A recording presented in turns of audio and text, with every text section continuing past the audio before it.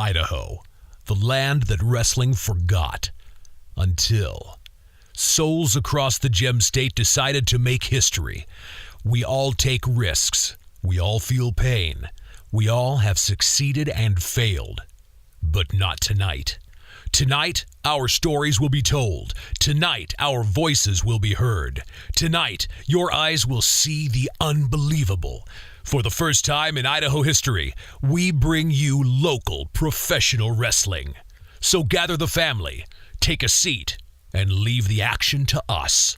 We are Wrestle Club.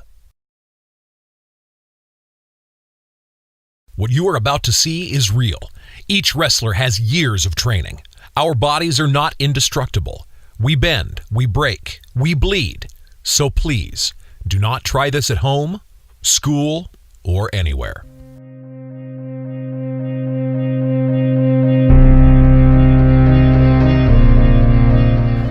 Ladies and gentlemen, it is time to wrestle! My name is Tyler Harrison, and I bring to you today Wrestle Club! The first and only professional wrestling federation in Idaho! Now, during our show, we ask only three things. 1, cheer for the guy you like. 2, boo for the guy you hate. And 3, please do not try anything that you see in this ring at home, at school, or anywhere. The performers in this ring have years of practice, shows that they've done, and experience. Can you do that for me, guys? All right. Go. Coming to the ring at this time, weighing in at 200 pounds, from Idaho, one half of the Spud Brothers, Big John Henry! Welcome everybody to episode 31. We are here in the Dia de los Muertos at the cemetery of all places in Boise, Idaho. I am G and my partner is... What's up everybody, this is Wes, and as you are seeing, we have Big John Henry and his brother Bronco Bill Lee. The Spud Brothers Coalition also is my favorite joke in the world. The two halves of a walnut equal one brain. Well, do you think that's a joke or is that reality? It might be reality, to be perfectly honest with you, but couldn't have been worse than a 3-minute introduction by that announcer. Jiminy Christmas.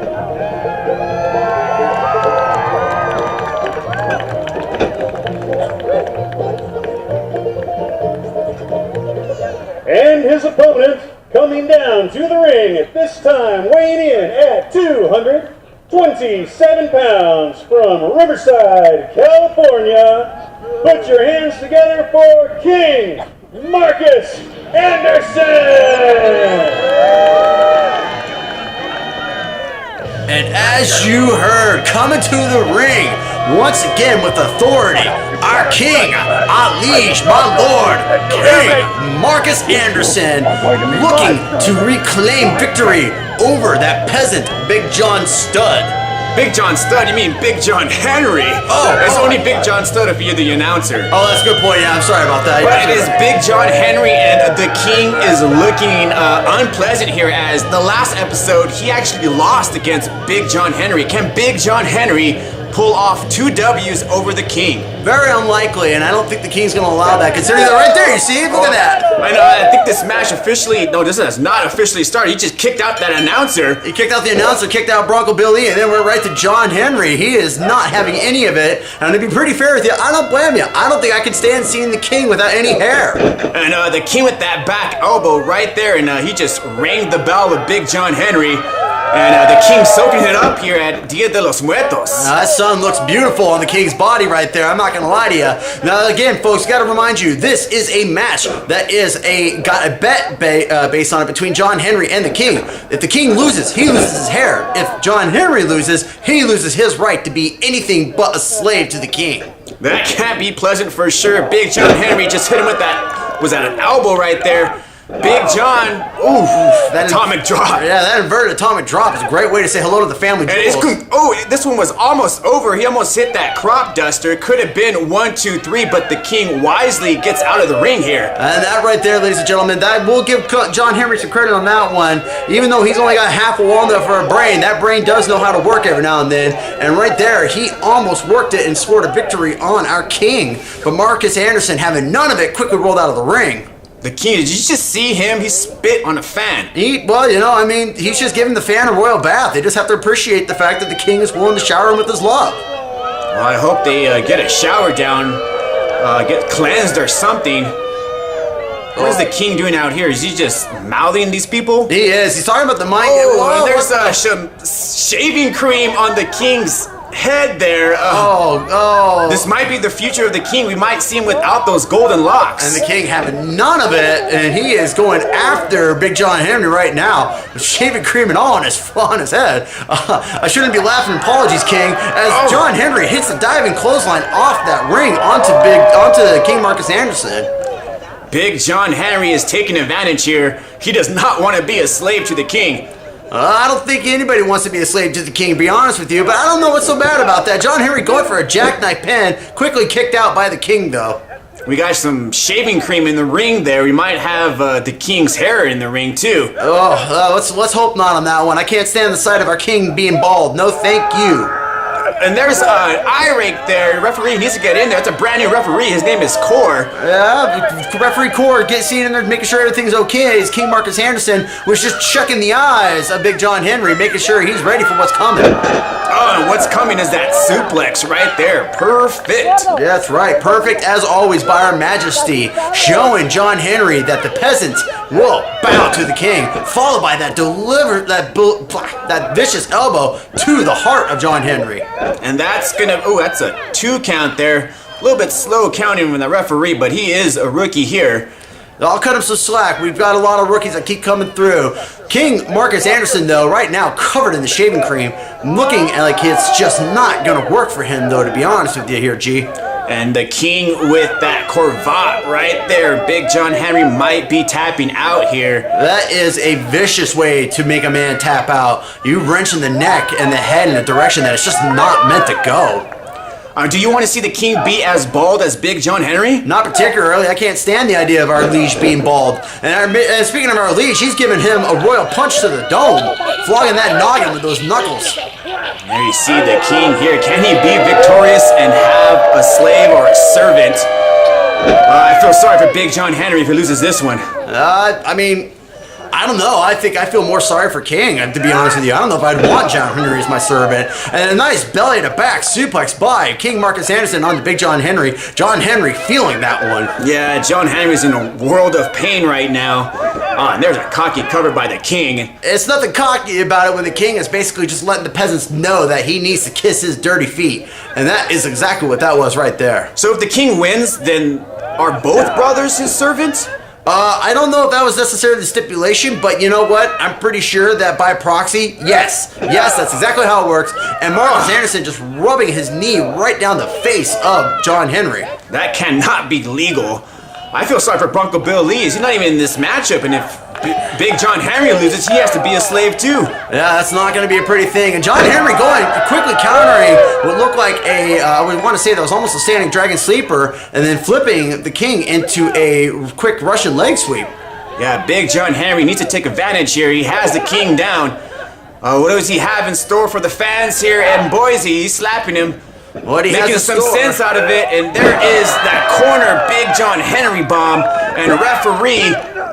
Once again, a little slow on the referee to get into position, but again, we'll cut him some slack. He's new to this. Yeah. As Marcus Anderson kicks out at a 2 count, I'm not going to lie to you, G, that was a little scary. That one was almost over. We could have had a bald king here. Again, that's not a sight that I want to see personally. Here comes the crop dust. And he nails it. This one is over. Goodbye, golden locks. There's 1, 2, 3. Foot on the ropes. There's 3. And the referee saw it too. But Big John Henry, he thinks he's got the pin. The referee, I believe he's telling the bell person that this match is not over. Yeah, he's telling the timekeeper that is not the case. But John Henry, did he just He's got some scissors, and the referee is stopping John Henry, telling him that he did not win the match. You better get in there and do it faster. We just lost some of the King's golden hair. Well, he did cut off some of that hair there. The disrespect from John Henry. And you know what? I think the King is about to show some respect of his own kind. Oh, you just kicked him in the gut there. What do we have in store? Ooh, that looked like a beautiful double-arm DDT as Marcus Anderson drives the dome of John Henry to the ground and getting a 3 count out of it. That means that the King now has the Spud Brothers as servants. The big John Henry is going to have to wake up now knowing that he is going to be the servant of the King, Marcus Anderson. I think John Henry better start planning a good way to groom the King's hair, because after that little mishap, I'm pretty sure the King's going to make him pay for that one. And what does the future have in store for Big John Henry, as he is going to be the servant of the King? And I believe Bronco Bill Lee is also going to be a servant too.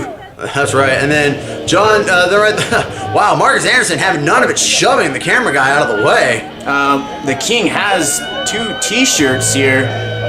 Yep, he does. He's telling the referee to get out of his way. And you know what? The referee probably should do as he says.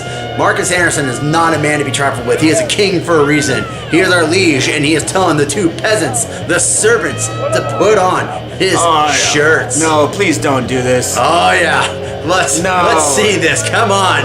Come on, put their shirts on. They're not going to look good in purple. Well, you say potato, I say potato, and purple's a fantastic color that represents our king, and these 2 better start wearing those shirts. The farm boys cannot rock the purple. Well, they can't rock the blue and the orange either, to be honest with you, but here we are. Yes. No, don't raise his hand. Oh, yeah, raise his hands. You 2 raise the hands of your liege, our king, Marcus Anderson. Come on, Spud Brothers, don't do it. Yep, here we go. Yeah. This is a very poor alliance that we have just witnessed here. Well, I don't think there's anything about this alliance, truthfully. I think this straight up is just exactly what it is. This is a king telling his 2 servants to respect him. After the disrespect that John Henry showed by cutting some of his hair, he better start looking some good ways to get the King's hair groomed. All right, you guys having a good time? All right, let's keep going. This next bout is a 3-way match. Coming to the ring at this time, representing No More Heroes, Adan Reyes. And welcome back, everyone, to the second match of Dia de los Muertos. We have ourselves a triple threat, and coming to the ring, representing No More Heroes, Adan Reyes. And I won't lie to you, G, this guy always impresses me every time he shows up. I love Adan Reyes and how he works in that ring. Well, he's going to have his hands full, as this is a triple threat, so there are 2 other opponents, so can he pull out the W here at Day of the Dead? Well, you have to understand, with the triple threat, you got to always have your head on a swivel here, though, too, but it also could go any way, truthfully. It could be the fact that he could make an alliance with one of the other men and take the other guy out, and then double cross, and then get the victory. I mean, that's the great thing about a triple threat. Nobody is a friend. Well, Reyes is a master at double crossing, so he probably has the advantage coming in this matchup. I don't know. We do know who the other man is, and I'll be pretty honest with you. It's going to be quite interesting to see, as we have never seen these 3 men in the ring at the same time. So the triple threat, is it the first pinfall? Is that declared the winner? That is correct. In rules of the triple threat, it is as goes. There are no disqualifications, no countouts. There must be a submission. There must be a pinfall. The first man to score a pinfall becomes the winner, or the submission. Sorry, as well as that too. And his opponent, weighing in at 180 pounds from Tijuana, Mexico, Ultimo, Accion, Punketo. And making his way out is the party, the life of Wrestle Club, the punk of Wrestle Club, Ultimo, Accion, Punketo, and he's running around the ring here like an eagle. And I believe he has a water gun too. He does have a water gun. I'll be pretty honest with you. Ultimo Accion Punketo, I always tell you every time I see him, I'm not a big fan of the punks, but I will never deny the fact that they always bring the life of the party to the Wrestle Club. And I think he's just spraying Reyes with some water there. He is. He's already looking to antagonize Adan Reyes, get the match going before it even starts. I don't know if that's a good idea. Yeah, I think that might be a big mistake there. You don't want to poke at Reyes at all. No, not at all. Adan Reyes, he's been showing up recently at the Wrestle Club, coming through from Utah, and honestly traveling a lot of the Pacific Northwest as well as some of the Southwest of the Pacific. Adan Reyes is a man who gets around, and he has got the experience to show it. A contestant in this match, one half of Project Mayhem, one half of the tag team champions, Brad Zane! And the final contender here in the triple threat matchup is the tag team champion, the leader of Project Mayhem, Brad Zane. He has his hands full as he has a Punk in the ring and he has Reyes in the ring. Who's going to pull out the W in this one? Man, this is what I'm talking about when it comes to double crossing. You got two men in the ring who are notorious for double crossing. Brad Zane has had a meteoric rise ever since he and Damien Black, along with the the missing member of the Project Mayhem team, Adrian Noctis, who is now no longer with Wrestle Club, they have done nothing but make their point very clear that they are here and you cannot mess with them.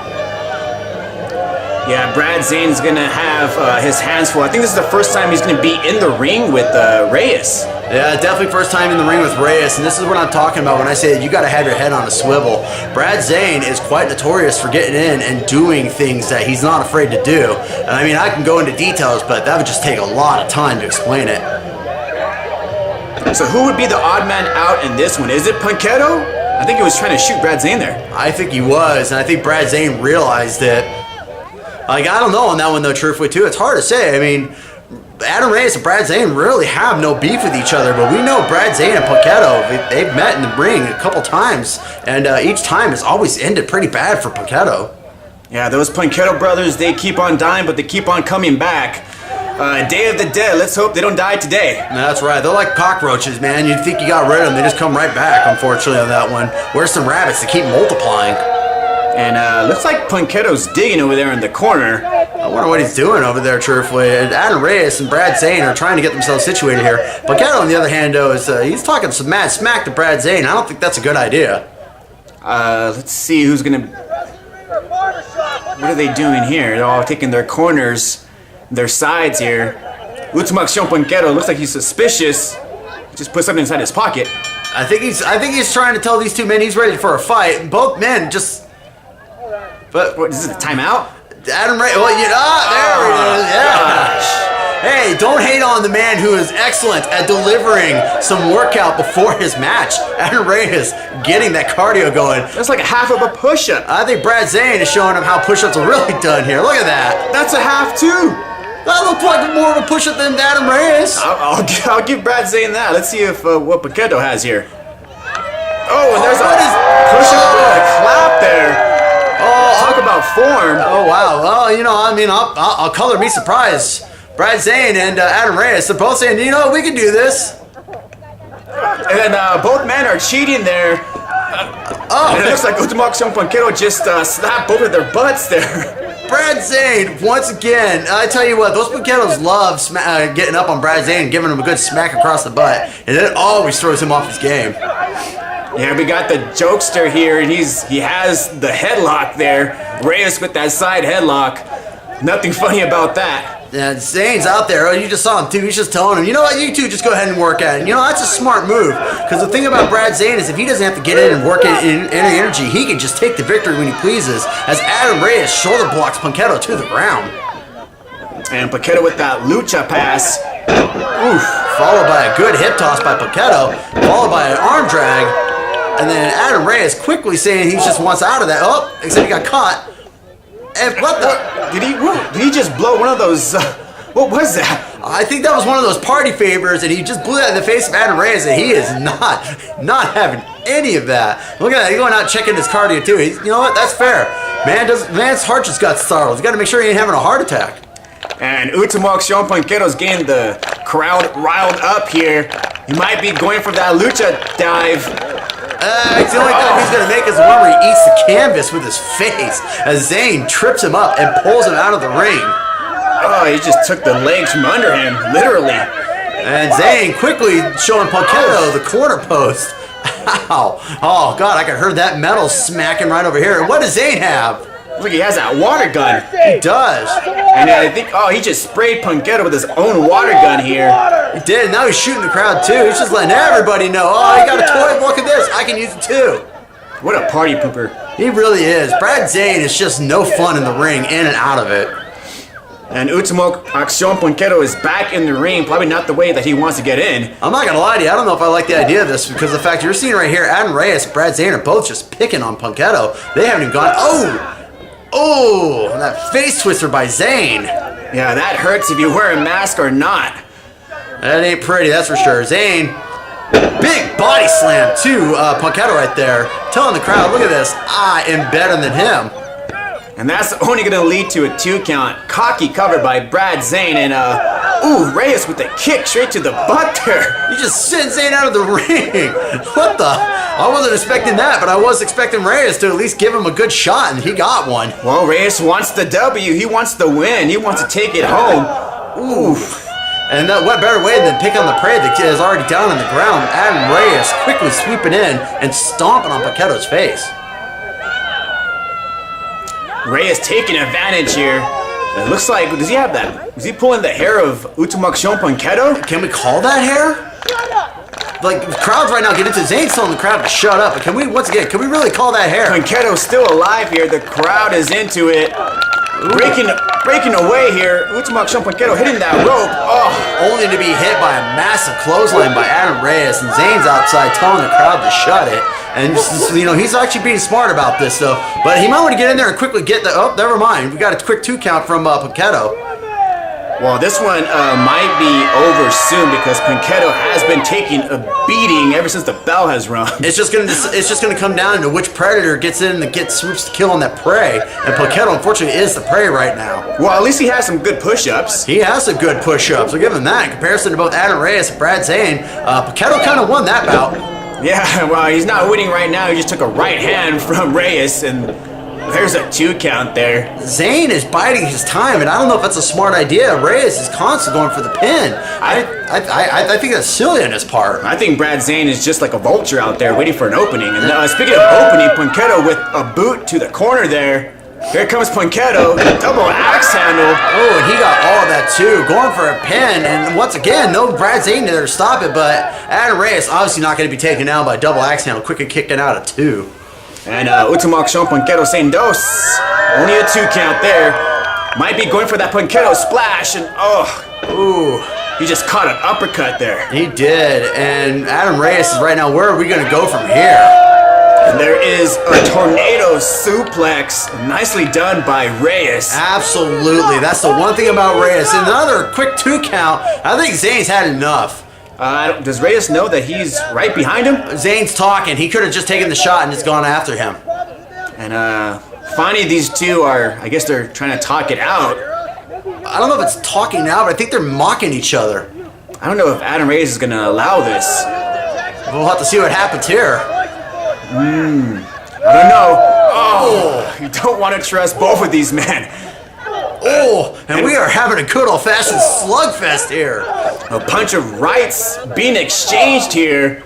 Oh, and there's a spinning back kick by Reyes. And that he got all money on that one too, catching Zane right in the gut before giving him a good old-fashioned knee right to the nose. And Zane's checking his nose too. I don't think he was expecting that.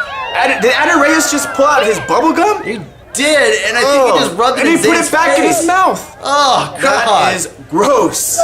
Zane quickly countering the whip, and oh my gosh, what are marbles doing in the ring here? But Punketo brought marbles in, and again, and there's a gut kick. Ultimo Accion Punketo with that sit-down side slam, and we have marbles in the ring. And you hear Zane too. He landed on those marbles. Have you ever fallen on marbles before? I can't say that I have, but if it's anything... It looks painful according to Brad Zane. Oh, yeah. Oh, man. I've heard of landing on Legos. I've heard of landing on Jolly Ranchers. I've heard of landing on thumbtacks, but marbles is a new one for me, G, and that just looked unpleasant. Speaking of new, I think Ultimo Accion Punketo has a really big whoopee cushion here. That is a huge whoopee cushion right there. Zane's still reeling from that, and Adan Reyes as well too. I think he actually may have got some of those marbles when he landed. Referee is trying to clear the ring of the marbles here, and we have a big whoopee cushion. Ultimo Accion Punketo is calling for the Dos Equis. And he connects. Zane on top of the marbles and the whoopee cushion. And he's quickly rolling out of the ring. The Dos Equis factor, Ultimo Accion Punketo. And then Adan Reyes just stomped on him. And he's going for that spine shocking maneuver, and he connects. I think that's it, ladies and gentlemen. 1, 2, 3. And Adan Reyes just stole this victory. That's exactly what I was just talking about right there. You have two predators swooping around the prey, and it just comes down to a matter of which one was going to take that finisher. And that, in this situation, was Adan Reyes. He got in and stole it off from Zane and took it cleanly away from Ultimo Accion Punketo as he's checking his cardio, telling him that's what a good heart does for you, baby. Getting the W here, Adan Reyes with that spine shocker. Stealing one from Punketo. I thought Punketo was actually going to win this matchup. I thought so too. I was really surprised when he caught that shot on Zane. He got all of that too, landing on the marbles, landing on the whoopee cushion. Zane was definitely out. All right, and coming to the ring at this time, weighing in at 220 pounds from California, Cali's best, J. Cruz. And making his way out here, this is actually his in-ring debut. Is J. Cruz strolling out of California. We saw him interfere in a matchup at the 3-year anniversary where he hit the California knockout on the Lost Soul Garibai, and J. Cruz is here making his debut at the Dia de los Muertos. Now, I don't know if you want to call that any form of interference. He didn't actually interfere in the match itself there, G. He came in after the match was over, after Lost Soul and Damian Black pinned each other and caused a draw. I'll be very frank with you, G. J. Cruz showed up to make a mark, and he did on Lost Soul Garibai's face with that right hook of his. Can he do it again here? And you talk about a debut, action-packed, fans are here, and they are not loving J. Cruz. I don't know if I blame him on that one, truthfully. Another California has, I guess, invaded Idaho. Yeah, but nothing like King Marcus Anderson. And next, coming to the ring, our heavyweight champion from Boise, Idaho, weighing in at 200 pounds, Lost Soul Garibai! And, ladies and gentlemen, coming to the ring, your Wrestle Club heavyweight champion, weighing in at 200 pounds, the Lost Soul Garibai. And look at that getup. Good. Dia de los Muertos, and every year the Lost Soul has always been coming out, and I believe it is, I want to say it's Nightwolf? I believe so, yes. That would be Nightwolf, the representation of Mortal Kombat. And this time around, Lost Soul Garibai has got full-on Nightwolf going here. Which one would that be? Was that Mortal Kombat, was that Mortal Kombat 3? No, this one actually would be Mortal Kombat 9. That attire is definitely Mortal Kombat 9. Well, if he was a playable character, I would definitely select him. I can't say I would disagree with you on that one. Lost Soul Garibai showing both the crowd and the people at home his love for great video games. And I'm going to be pretty honest with you here. He's looking pretty snazzy in those leather pants with that snakeskin belt there. So if you're J. Cruz and you obviously knocked this guy out at the 3-year anniversary, then you show up and he's an alter ego of Nightwolf, what is in your head now? The thing that'd be in my head is to run to the hills, run for your life, because that's exactly what's going to have to happen here. I guess he chose the wrong day to face the Lost Soul. Absolutely, definitely did on that one. Lost Soul Garibai, your heavyweight champion. After all that, what would you say? It was like controversy. Yeah, it was an appeal process, and Patrick Holloway finally decided after 3 months that there was enough evidence to have him still be the current heavyweight champion. That's very true. I mean, Lost Soul Garibai really never lost that title, which thus also voids Mr. Hickman and Salim Abbas from being heavyweight champions. Well, he might lose it today because this is for the heavyweight title. Garibai is willing to put it on the line against the rookie, and what an upset debut that would be if J. Cruz were to take that away from Lost Soul Garibai. J. Cruz going for that TKO early on, trying to end it quick. Smart, but not smart enough, as Lost Soul Garibai quickly gets a hold of him and goes for that triple front slam takedown of his. And there is number 3. Ooh. And J. Cruz is finding out that he just got introduced to Wrestle Club. Yeah, he got introduced to Wrestle Club the hard way there, truthfully. Jay Cruz, though, I'm not going to lie to you. Keep an eye on this guy. He's got a good build. He's got a good physique. And he's got the right mentality for being a professional wrestler. Stepping in and quickly trying to eliminate Garibai. You don't see that too often there. But that's still a rookie mistake against a veteran. Yeah, well, I mean, Jay Cruz, I would probably take a timeout and try to recuperate and regather myself. And here he comes right back in the ring, going for that clothesline, but misses. Look at the speed and agility of him on that one, though. As you saw, he quickly flipped over the front rope, rolled in for a clothesline, even though just to be greeted by a good old-fashioned boot into a Russian leg sweep, and then followed up with that vicious elbow drop from Lost Soul Garibai. And that's going to be a 2.5 right there. As the Lost Soul is going to take advantage here. Jay Cruz is trying to recuperate here. Recuperates correct on that one as Lost Soul Garibai feeds him some good old-fashioned Mortal Kombat uppercuts. Yeah, that's a Nightwolf uppercut right there. Jay Cruz reversing that corner whip there. Ooh, and there's a front row clothesline. Reminiscent of Conan. Yeah, I was gonna say that was some reminiscent of Conan right there with a quick 2 count from referee Core. Jay Cruz surprisingly getting the upper hand on Lost Soul Garibai. Speaking of hand, he has the wrist there. Has an arm wringer, and then he pulls back the hand. Ow! And then he just straight up socks the knuckles of the Lost Soul. I got a question for you. Do you think he wears isotoners? Those look like isotoners to me. I'm not sure, but that has... I think that was a bad idea, truthfully, because that Lost Soul is showing him that you don't just smack my hand, because I will return the favor with some vicious chops. I think he just woke up the Lost Soul, and there's a pop-up Euro. Ooh, yeah, he definitely woke up the Lost Soul. As Lost Soul Garibai right now going for a quick count. We got a 2 count there from the looks of it. Couldn't see the referee, but it was a 2. They're calling it out right now. And that's going to be a pop-up European uppercut leading to a 2 count here. Heavyweight title on the line. Man, we got to talk about that, ladies and gentlemen. The heavyweight title once again back in the rightful hands of Lost Soul Garibai as he showed Jay Cruz why he is Wrestle Club's heavyweight champion. Jay Cruz just hit that turnbuckle chest first. Oh, quickly dodged Garibai's clothesline though, only to catch him, and he's got him up. And look at the strength on Jay Cruz. One hand. That's impressive. Oh, and then he just drives him down, front slam right there.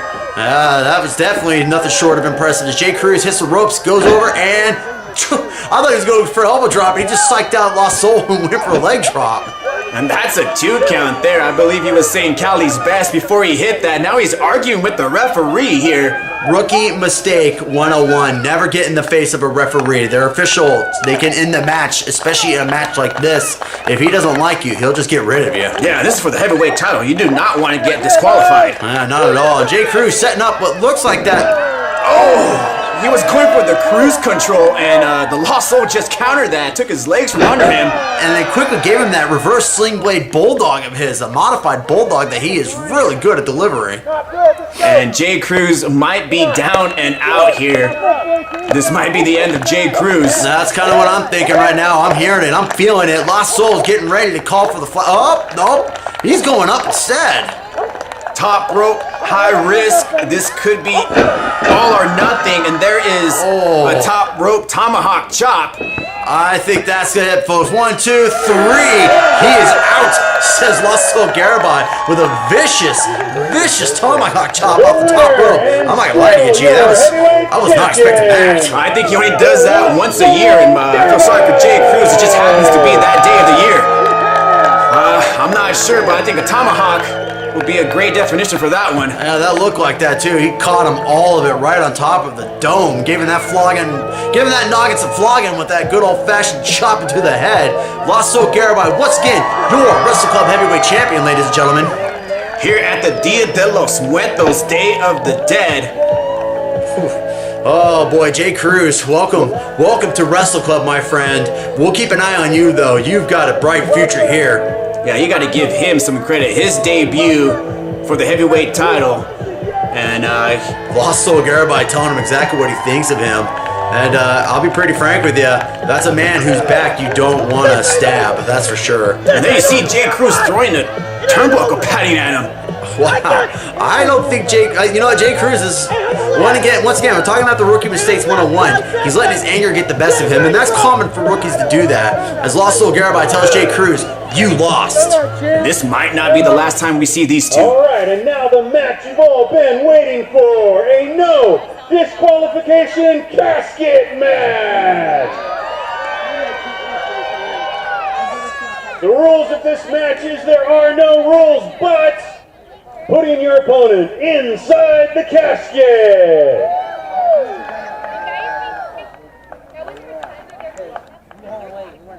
Coming to the ring at this time from Salem, Massachusetts, weighing in at 299 pounds, the Tree City Giant, James Grimm. And just like that, we are on to our next matchup. It has been a festival for sure, and this matchup is a casket match of all matches. And making his way out here is the big Tree City Giant, James Grimm, a fan favorite for everybody here in Boise. Wow, what a match to be a part of. A casket match of all things at a very appropriate location, being that we are over here at the Cloverdale Funeral Home for Dia de los Muertos. I'm not gonna lie to you, G, I wasn't really expecting to see a casket match, but I guess I shouldn't be too surprised. We are at a funeral home. I mean, how do you prepare for a casket match? I've never been in one. I don't want to be in one. I don't want to know even what's in it. Well, the first thing I should probably say is, you better not have any claustrophobia, because that's a tight fit. Yeah, that's a small casket. I don't even know if James Grimm could even fit in that casket. He's a big guy. Well, I mean, the rules doesn't necessarily state he has to stay in the casket. He just got to get put in and have the lid shut. Either way, I don't want to be inside a casket. And that's right, casket. From Boise, Idaho, the real deal, Bryce Bennett. And coming to the ring, the real deal, head made of steel, attitude of, well, I don't know really what else to say to rhyme with that. Probably attitude for sure. Yeah, Mr. Attitude himself, Bryce Bennett. James Grimm's former friend at this point, I would say. Bryce Bennett has had, look at him too, I mean, he even looks it. He looks mean, he looks nasty, telling people to get out of his way. He just said no to the fans. He did. They were trying to get a high five, and he just nod his head, saying, nope, not gonna touch you, and not gonna give you the high five. And he's telling James Grimm, too, that he's gonna get buried in that casket. And I'll be honest with you, G, once again, claustrophobia is not your friend. If you suffer from that, that is not the place you want to be. Yeah, get me away from the casket for sure. So, what are the rules here? Rules of the casket match are as follows. The first man to put his opponent into the casket and closes the lid is the winner. There is no DQs, no countouts, no pinfalls. They have to be put into the casket and have to have that lid slammed shut. It doesn't have to stay shut, it just has to be slammed shut. Yeah, I will say no thank you. I don't want to be in any casket match or in a casket, and looks like we're having a taunt-off here, and people are loving James Grimm. Yeah, they're definitely behind the Tree City Giant. He's trying to tell right there. See, look at that. Yeah, I think Bryce Bennett's saying, all right, yeah. Like, I'm not going to lie to you. I don't know if Bryce Bennett's the right person you want to be kind of, showboating in front of. With the recent attitude change from Bryce Bennett, he might pretty much use a forehead of his and knock your dome out. Yeah, Bryce Bennett has been all business for sure. It has been a shift for him here in Wrestle Club. Oh yeah, definitely a shift indeed. Oh, and I guess James Grimm is not about the taunting either. He just delivered some elbows there, sending Bryce Bennett to the corner. And he's going for those massive tree trunk meat hooks of his. Just giving Bryce Bennett some good old-fashioned floggings across the chest with those big old forearms of his. Oh, man. And Bryce Bennett is just taking the beating here. That's like number 10. I think that's number 10. Bryce Bennett's already feeling it.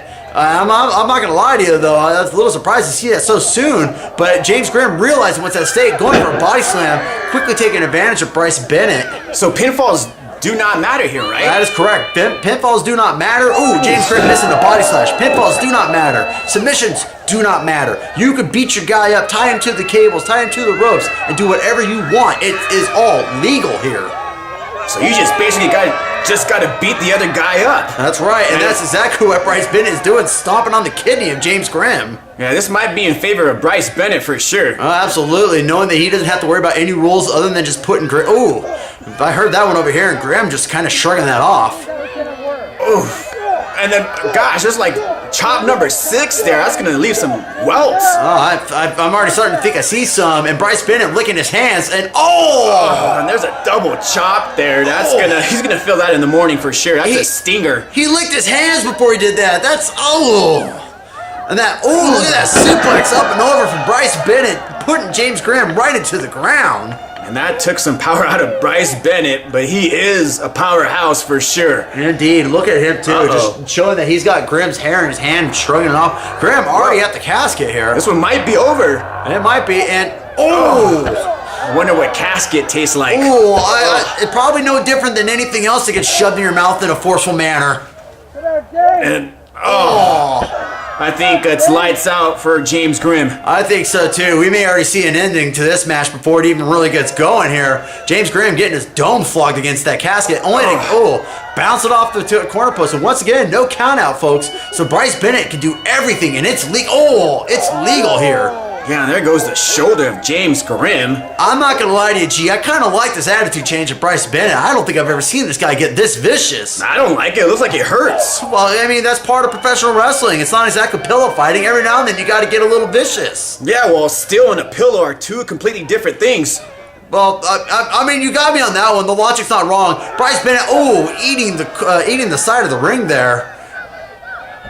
Yeah, he's met that apron for sure, and James Grimm taking it back in the ring here. I think actually that might be James Grimm's mistake, is putting it back inside the ring. Truthfully, just once again, no count out, no DQ. You should do more damage on the outside, especially if you got to get him in that casket. Oh, that's a head. Probably don't want to do a headbutt to Bryce Bennett. I think that's the worst idea you could possibly do. And look at Grimm. He's already kind of feeling that headbutting Bennett was probably a bad idea. Yeah, he's probably seeing stars right now. He is, and he's Why would you do it again? Why would you do it again? And oh gosh. Oh, you can hear the skull. Why? And here we're having a skull off here. See who's the master of the headbutts, and you do not want to do that with Bryce Bennett. And Bryce Bennett showing that he is the master of the headbutts as he just flogged the noggin. There he goes, he's flogging him with the corner post pad. Oh gosh, and this is legal. This is totally legal. Bryce Bennett beating James Grimm 10 ways past Sunday. Oh gosh. Oh boy, that would have been an assault charge if this was not a match. I would definitely say so. That's worse than the nuns whipping you in church school if you messed up. It looks like Bryce Bennett was trying to hit him in that corner still, and Bryce, what? Oh my God! And then you see the psychotic Bryce Bennett hitting the still with his own head. I think he kind of felt that one personally in that. I think he may have realized that might have been too much. And then yeah, Bryce Bennett's feeling the effect there still. Against Still, I guess. I mean, no matter how many times you bounce your head off something, no matter how hard you want to prove, there you have it right there. No matter how much you want to prove that your skull's thick. And a referee checking on Bryce Bennett, making sure he's conscious. Now, here's the other thing I should note though, folks. There is no 10 count. There is no double count out. If the referee deems both men unfit to continue, this match can still end in a no contest. But that doesn't seem to be the case as Grimm is starting to get some life back in him. Yeah, both men have been taking a lot of headbutts. Yeah, that's more headbutts than I'm willing to have. Yeah, James Grimm got about 10, and Bryce Bennett got that still. Oh, yeah, he does. First man up is James Grimm, though. He's calling for it. He's calling for it. It might be timber time for Bryce Bennett. He's got him. He's got him. Bryce. Bryce Bennett wisely just going for a low blow. And unfortunately, that is legal, right? No, that is totally legal. And I'm not going to lie to you, G. As much as I will say that Bryce Bennett has had the attitude change, he's still the veteran in this match, and he knew quite what the... Well, he's opened the casket. No, he didn't. Somebody else opened it, and it's Damien Black. What the hell was he doing in there? He was... What kind of sick person lies in the casket? Well, obviously the Bayou Wizard. Look at him. He spit all the black... Well, Project Mayhem is out here. Why are they How convenient. Out here? What is Project Mayhem doing out here? Well, Bryce Bennett and James Grimm are going to have to form an alliance, and that's what they're doing here. As they're back-to-back, going up against Project Mayhem. And what has just transpired here? What is Bryce Bennett doing? I think Bryce Bennett just showed him, Oh, the cutter from Zane. I think Bryce Bennett just showed his true colors. Did he just make a deal with the devil? I think he did, and what a devil to make a deal with. Project Mayhem looking to bolster the numbers, and I think Bryce Bennett is now a part of them. Damien Black sizing it up. Oh, there's a shining wizard. Oh, God, I feel straight to the dome. Oh, I feel so sorry for James Grimm. Somebody better notify the next of kin because we're about to have a burial. Yeah, bring out some EMTs, something. Something. Bryce Bennett. Oh, he just broke. Oh, no. The neon sunglasses of the Big Tree City Giant. He did, and right there, they're just dragging the wolves. Look at Bryce Bennett. He's having fun, taking out the lenses there. The wolves and the vultures, whatever you want to call them. Project Mayhem has once again shown up and proven that they don't care. What did Bryce Bennett do? This is the wrong choice. Why would you align yourself with Project Mayhem? Maybe Bryce Bennett feels this is the right choice as he's stuffing Grimm inside. And that's it, folks. I think that's it. Grimm is in. He's in. He's trying to get up. He's trying to get... Oh, no! Oh gosh. Somebody call some EMTs. Oh my God! You might have a cracked skull here, and your winner. That's a low. Bryce Bennett. I'm not even sure what's going on in his mind. I'm not gonna lie to you.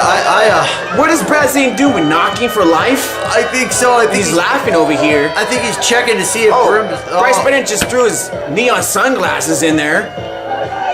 Wow. I have no idea what Bryce Bennett has just done. I think truthfully, oh wow. Coming to the ring, one half of the Spud Brothers Coalition, Bronco Bill!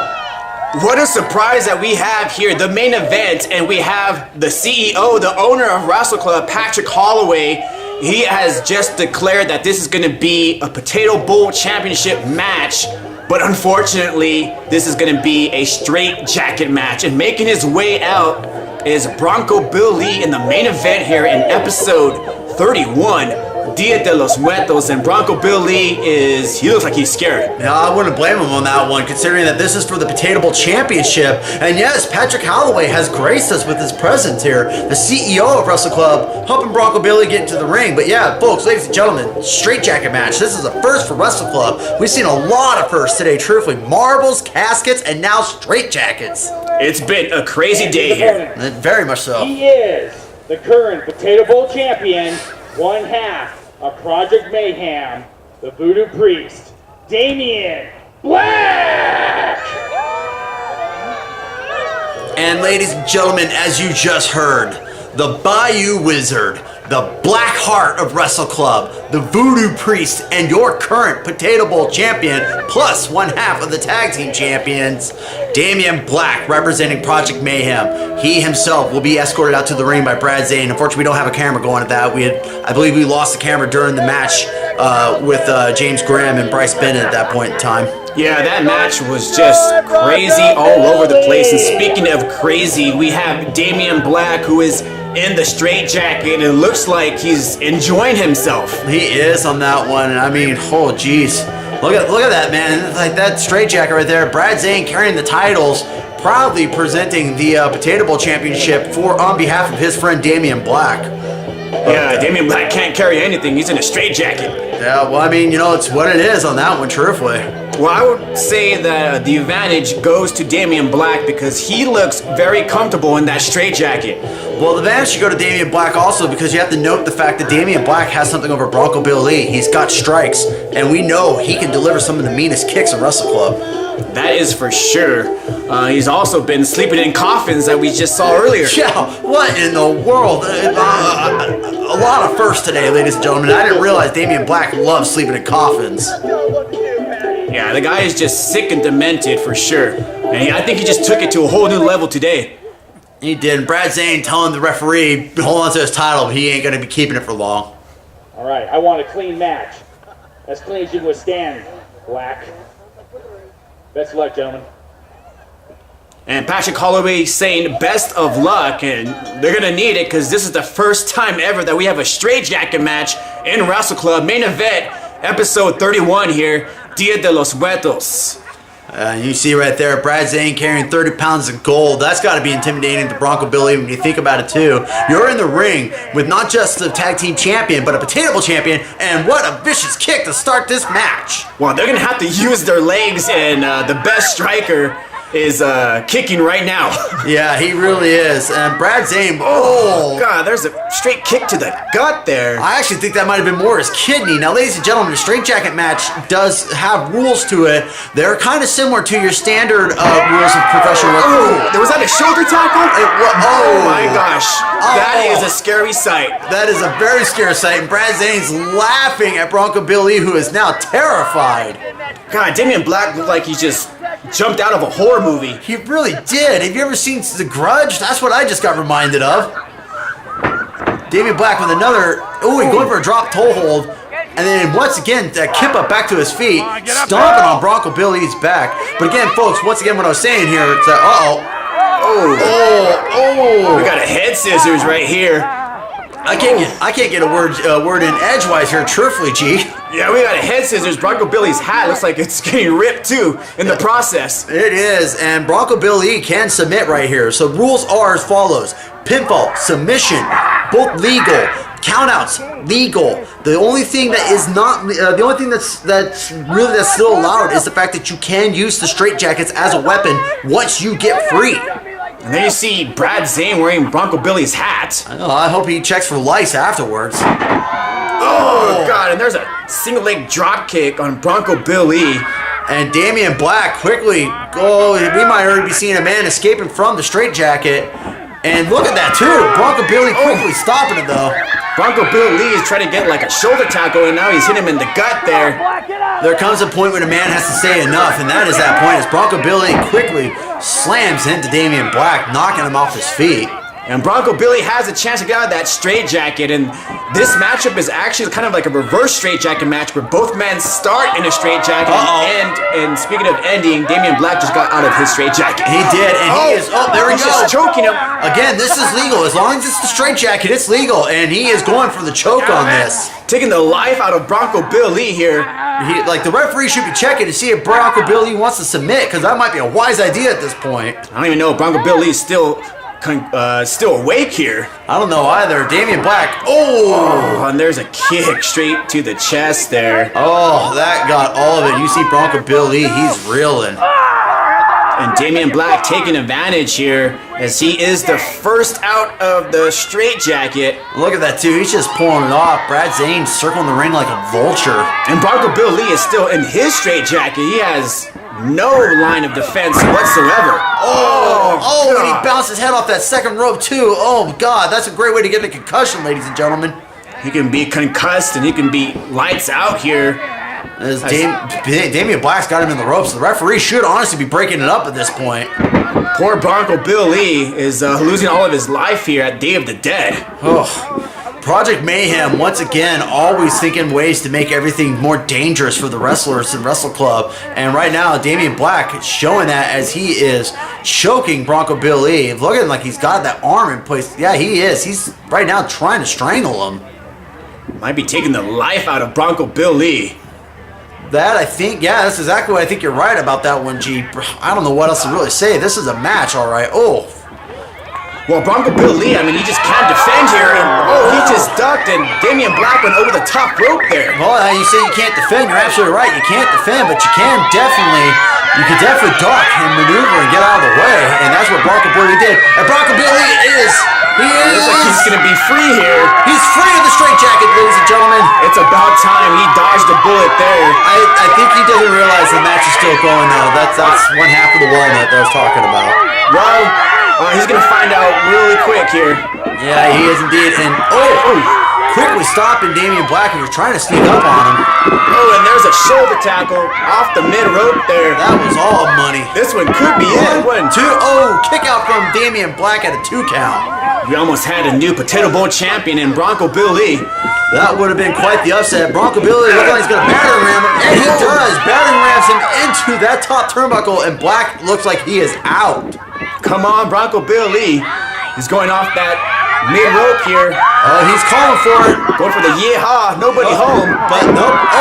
Nobody indeed home for sure. As he gets a couple of knees to his stomach. It looks like he was going for that cartwheel slam there. Yeah, that's actually one thing I will say about Bronco Billy that always catches me off guard is how fast that guy can think on his feet. He's got the instinct where his brother's got the brawn. Yeah, but Damien Black had him scout and he put the knees up. He did indeed, absolutely. Damien Black, though, I think he's done playing around. And Bronco Billy's, just shoulder tackles there. Damien Black to the corner, more shoulder tackles. And that's what I keep talking about when I say Bronco Billy's got the instinct. And spike bulldog driving his head right to the ground. This is it. This is it. 1, 2. A kick out from Damien Black. Oh my God, that was Bronco 2.5. Billy that was a vicious bulldog. And there's a throat thrust right there. Yeah, definitely on that one. Referee Core didn't say anything, I don't believe, though, on that. I mean, that was pretty straightforward. Like I said, I'm not a big fan of Project Man, but I will give him credit where it's due. And that front cradle suplex from Damien Black, as he's rolling through, he's got a pin.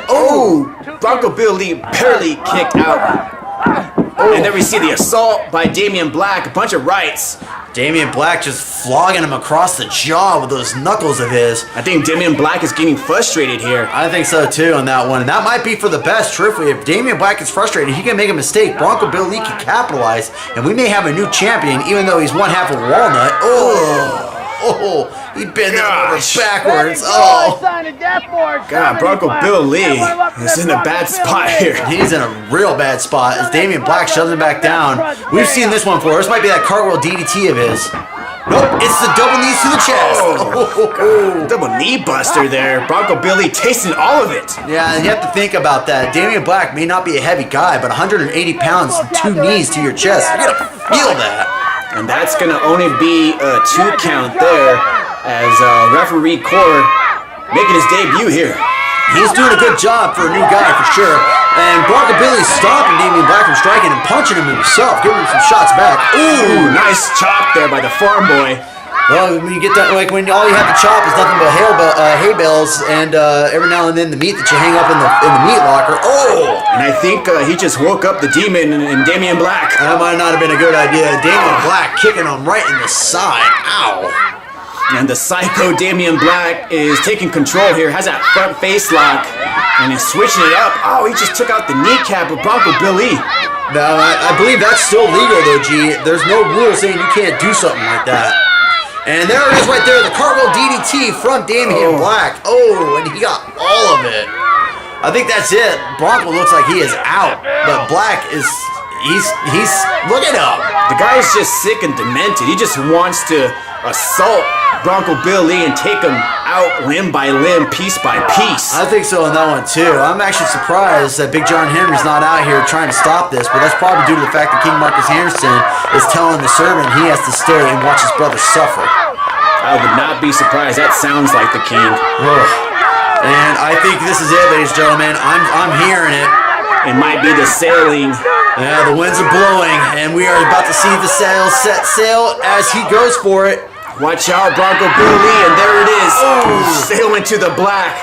And trust me, that's lights out, and that's where you see Black. Man, Black just rolling over. Look at him, too. And that's going to be a 3. That's it, ladies and gentlemen. Bronco Billy tried to kick out at the last second, but that just wasn't enough.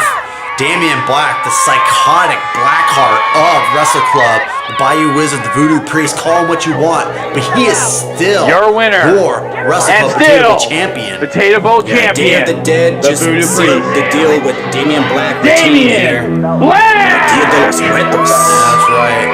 Damien Black. Brad Zane and Black, the straightjacket. Are they going to put Bronco back in it and whip him some more? What is Damien Black doing? He's putting it back on himself. Well, that just shows where his head's at. Yeah, it does show where his head's at. This guy should belong in the loony bin. That's putting it nicely. I wonder if Zane got this guy. I don't know, but it looks like he's enjoying himself in that straitjacket as Damien Black is victorious here in episode 31. Episode 31, Zane's, God, he's pushing pressure on Bronco's chest. Man, these two just don't know when to stop. Who in the world is going to stop Damien Black? back because this psychotic demon needs to be put at halt. I have to agree with you on that one there, G. And both men laughing at Bronco's demise. And Project Mayhem leaving here once again, retaining the belts. That's right. This is episode 31, ladies and gentlemen. My name is Wes. And I am G. Peace. Love ya. Mwah.